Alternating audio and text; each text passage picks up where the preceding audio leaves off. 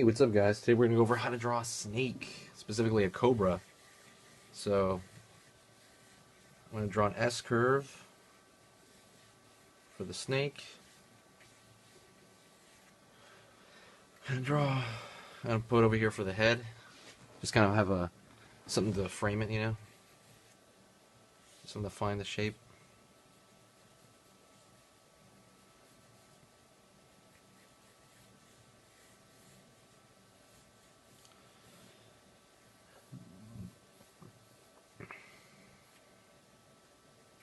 Just trying to find the cylinder of the body. I'm drawing really light right now because I'm about to go really dark. The eye will be somewhere around here. The mouth is going to open. Those are all really simple forms just to find my proportions. So I'm going to go really dark in now with the eye.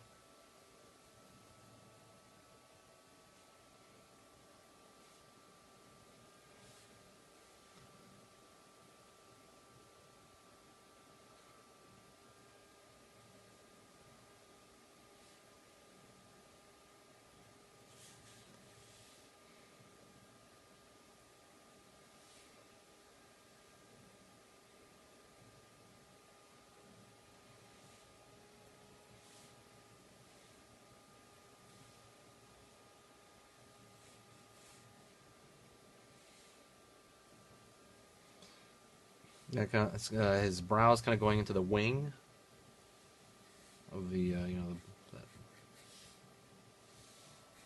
cobra wing. I don't know. I'm not sure what you call that. I'm sure somebody will correct me.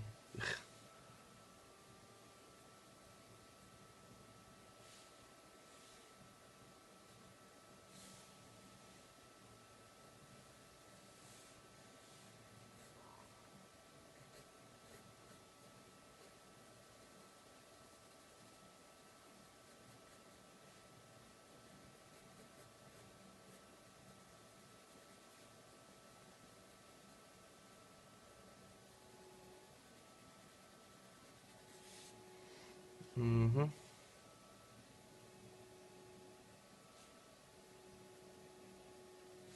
Let me sharpen my pencil real quick. What I'm doing is I'm actually taking care of the shadow pattern early. Usually I would do it in stages. I would get all the structure first, but I'm kind of shading as I go along as well. And the reason I'm doing that is no particular reason. I just want to do it. Snout over here.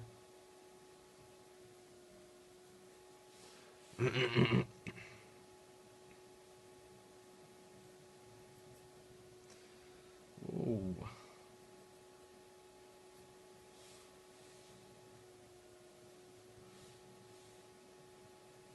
Mouth opening. Fangs got to be a little bit longer here.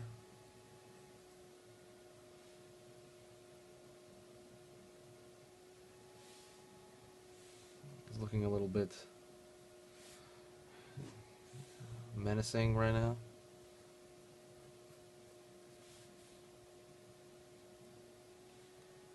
Layer of skin there on the mouth. As the mouth opens, it separates.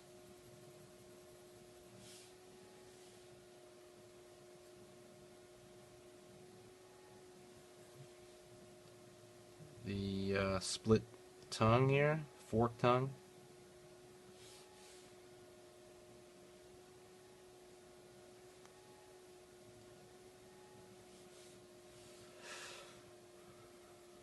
Snakes have always been pretty cool creatures. I know they had a two-headed snake in San Diego here at the zoo for a while. I'm not sure what happened to it. I'm not sure if it died or what, but I think it was. I'm not really sure how that happens. I think it's twins snakes that I guess when they separate, they don't separate all the way. I assume it's some like Siamese twins or conjoined twins. I know that's the politically correct way of saying it.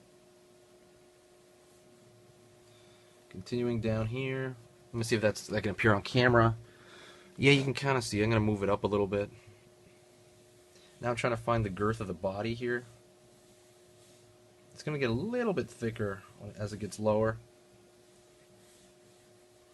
Go around behind him over there, connecting the form behind here so I can make sure to find it on this side. He's not a rattlesnake, so it's going to come to a taper. See how I drew through like that? I draw through like that, and then I erase it. If this thing will erase. This stupid pencil won't erase. It's just a pencil, by the way. It's a Polychromos Faber-Castell. I don't draw with it a lot. I used to draw with it in school projects, and that was pretty cool, but I haven't drawn with it in a while. I don't think it erases all that well, though. But it looks, you know, a little darker on the page, and I'm sure it's fine.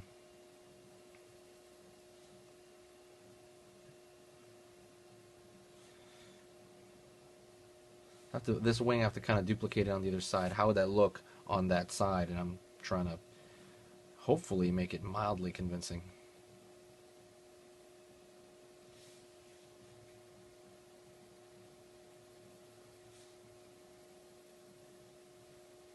There'd be shadow there. I'm not going to make it as dark so that we can tell the difference between, you know, this part of the mouth and that part of the back there.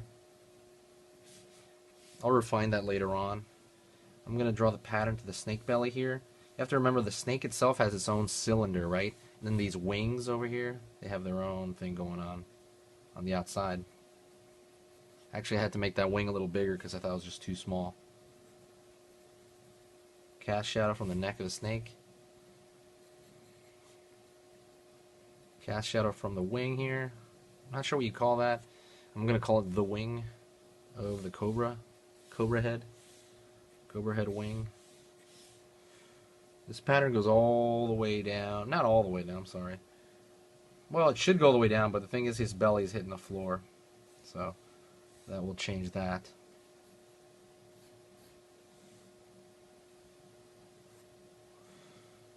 Let's put that pattern on his belly. Make sure to follow kind of the curvature of his body.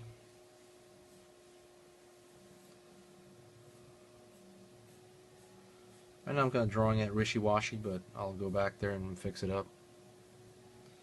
So now right here we have a little bit of a dilemma. Like, it kind of looks a little bunched up. Let me see this.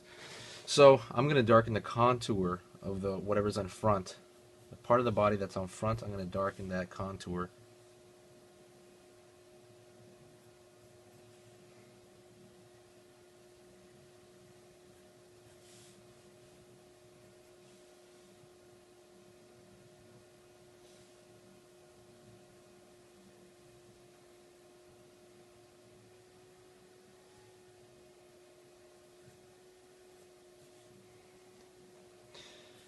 Darkening that a little bit.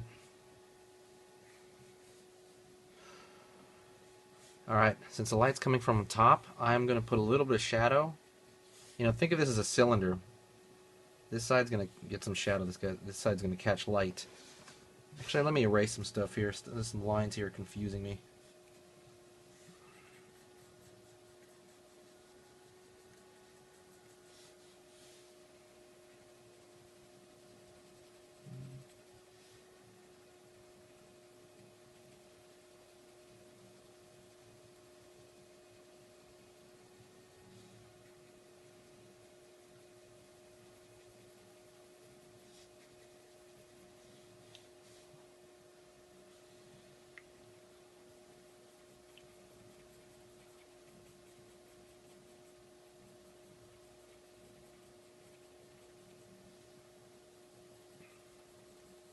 The wing over here is still behind a little bit, so it's going to catch some shadow as well. It could catch some light, obviously.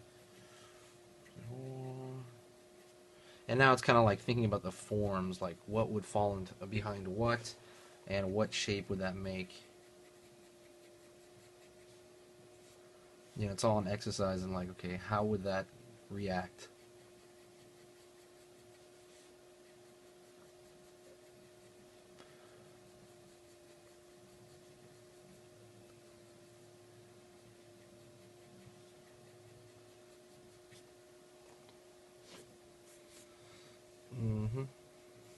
So I'm going to get this side, there's a cylinder over there.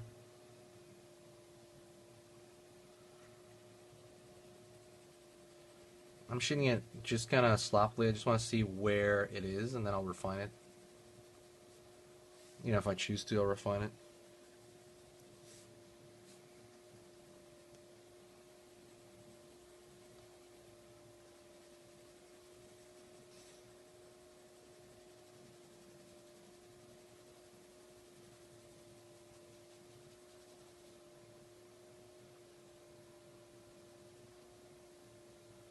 That line's different than that line.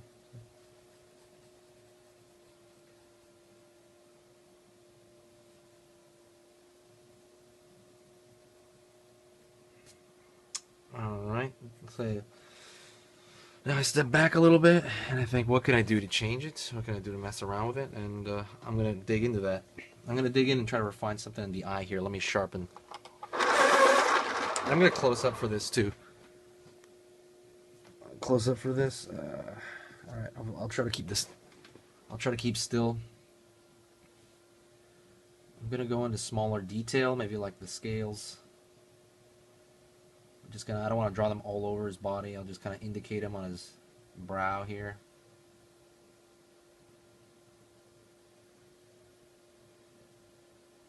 Slight shading on his eyeball, because it's round.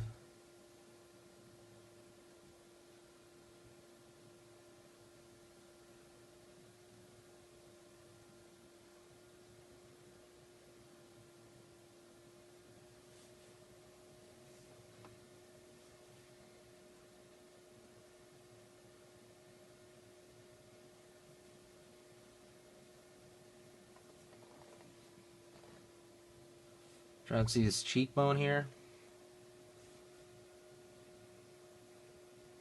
Every now and then I pull back and I try to see the whole thing a little bit further away.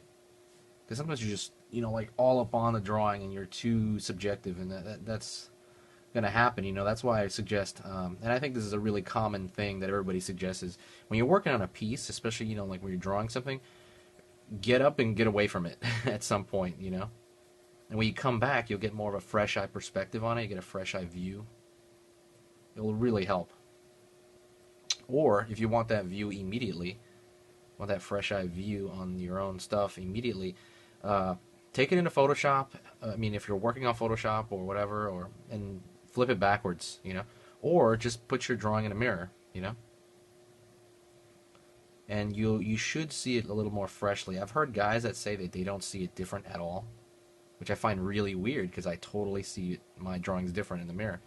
It'll let you know if the balance is symmetrical, composition and things like that, or the shapes, or the darks, if they're all balanced out. If one crazy line isn't darker than the other, you'll see that immediately, and you'll be like, oh man, I can fix that, So it's like a good thing. It's usually an easy fix too. When you see stuff like that, it just becomes so blatant.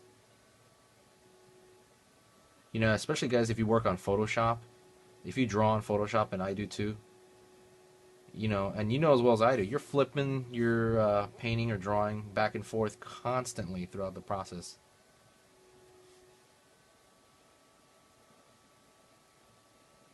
Actually, I dig this pencil, by the way. I gotta use this more. I'm indicating a masseter over here. I'm not even sure if snakes have them. I'm sure they do have giant masseters. I'm sure they bite crazy hard.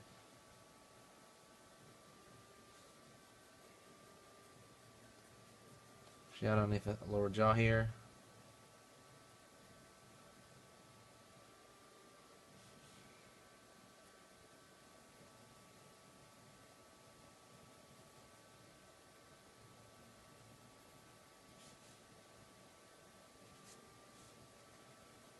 A little bit darker shape over here because I want to separate that area from the bottom of the neck here.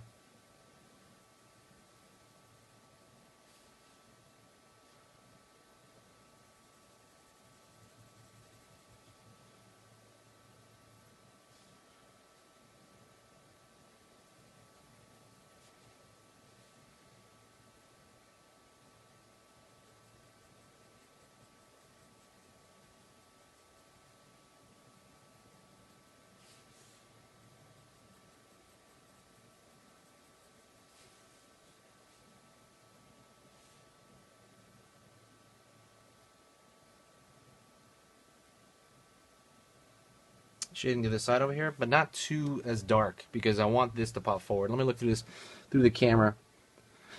I want this to pop forward. I want the head to pop forward. So I tend to draw the stuff that's behind. I tend to draw that a little lighter.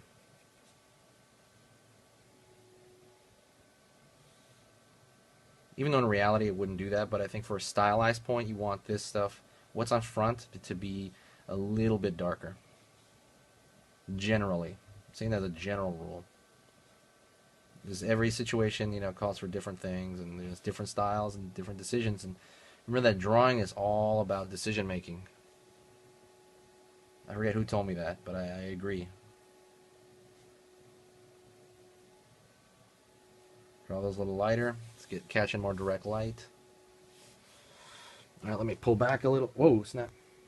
I'm getting low on batteries here. I might have to end this sooner than I thought. Okay, I'm going to go to the tongue and gently put, because it's a small cylinder in a way, at least the way I'm drawing it. I'm going to give it a little bit of shadow. Don't overdo it. Alright, I might have to end this sooner than I thought because of the batteries, but I'll keep it going as long as I can. Batteries on my camera here are dying.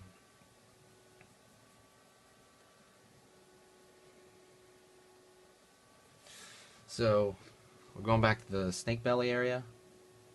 I like to give that a little depth, even though I don't know if it does have that. But I think they look cool.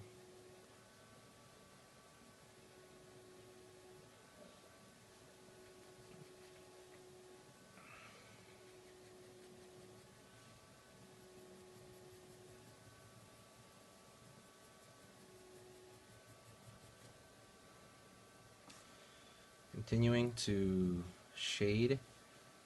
See, the body itself has a cylinder, right? And then behind that, there is the wing, It's not really behind it, but I guess it's a little behind it. I just want to find a way to separate them, so I could either darken this side right here, I could darken it, then bring this forward lightly, or I could darken the back on this side. Can you see that? Yeah, or I can darken this, but I'm going to choose to do this and pull this, darken this a little bit, make it roll forward.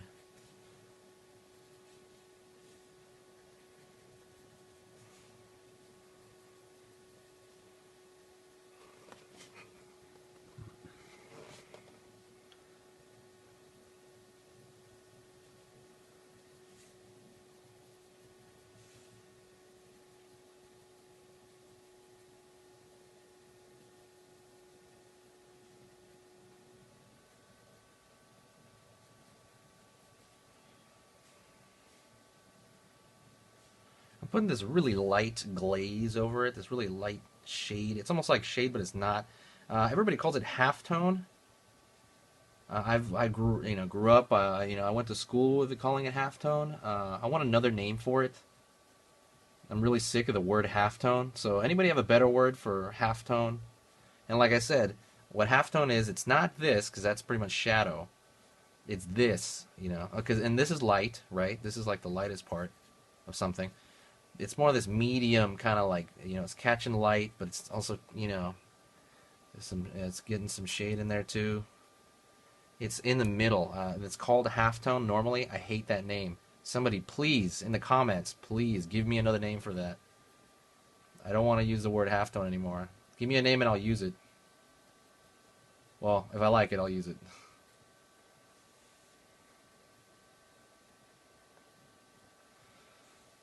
Let me see this on the camera. Let me zoom out a little bit. Oops. Wait. Yeah, that's how you do it. Move up a little.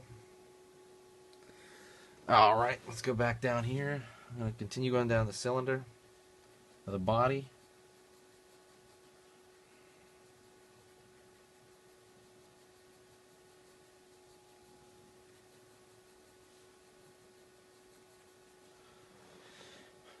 I'm going to continue messing with these shapes right here. I'm going to treat these, even though, and it's tricky here too. It's not that tricky actually, but because these are individual shapes and I'm treating them as such, but you have to make sure they have to be considered one unit, So it has to look separate and together at the same time. How long am I taking on this? Oh, snap. We just hit 20 minutes. Alright, guys, I'm going to end this video. Thanks a lot. I appreciate you guys watching. Please subscribe, by the way. I would love more subscribers. And if you did like this video, please share it. Sharing it is to me the equivalent of giving me money, essentially. You know, it's like people got those donate tabs next to their stuff. Just share it. I don't need money. Just share it, and I feel good just knowing people watch it. All right, guys. Thanks a lot. Peace out.